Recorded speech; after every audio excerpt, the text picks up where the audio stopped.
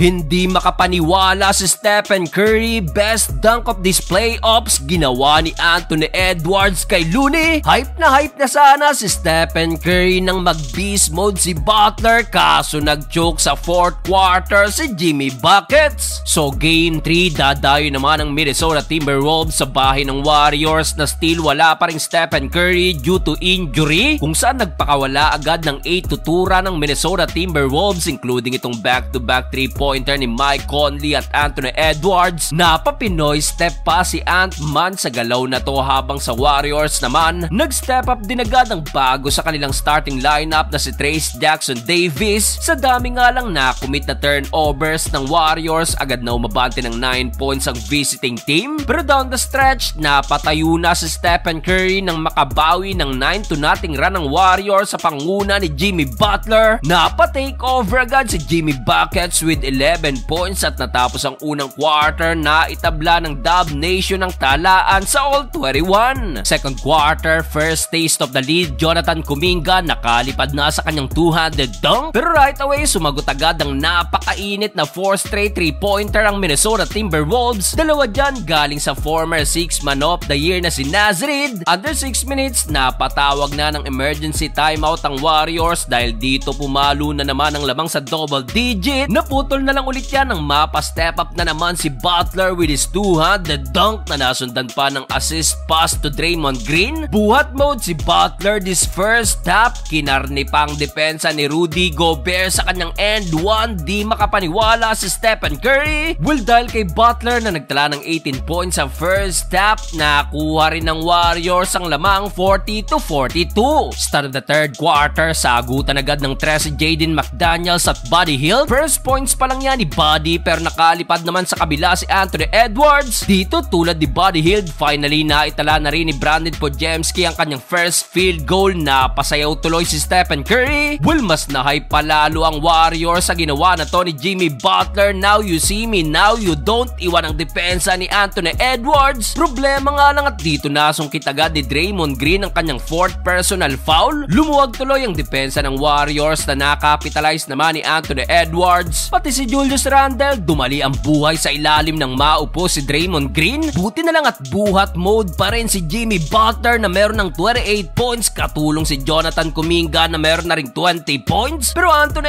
Edwards ayaw patinag, best dunk of this playoffs. Pinosterize lang naman ang depensa ni Looney in your face. Natapos ang third period, abante lang ng 4 ang Warriors, 73-69. Fourth and final quarter, highly contested. Pumasok pa itong wing 3-pointer ni Anthony Edwards, pero right away sinagot din agad dyan ni Butler. Battle of MJ sa ng laban. Halfway mark dahil sa layup na to ni Ant-Man, baba na lang sa isang lamang ng Warriors, 82-81. Mamaw si Edwards at kumana pa ng another 3-pointer to take the lead. Walang masakit pa rito para sa Warriors. Graduate pang inabot ni Draymond Green at under 3 minutes kumana pa ng wing 3-pointer si McDaniels, 90-84. Nalibre pa si Rudy Gobert sa kanyang end 1 dunk, pero kahit papano buhay pa ang Warriors dahil kay Buddy Hield. Yun nga lang, nag-choke na si Butler this quarter. At eto pang mabigat, under a minute mark, Anthony Edwards again, corner 3-pointer. Grabe si Ant-Man sa huli. Panalo ang Wolves at makukuha na nilang series lead 2-1.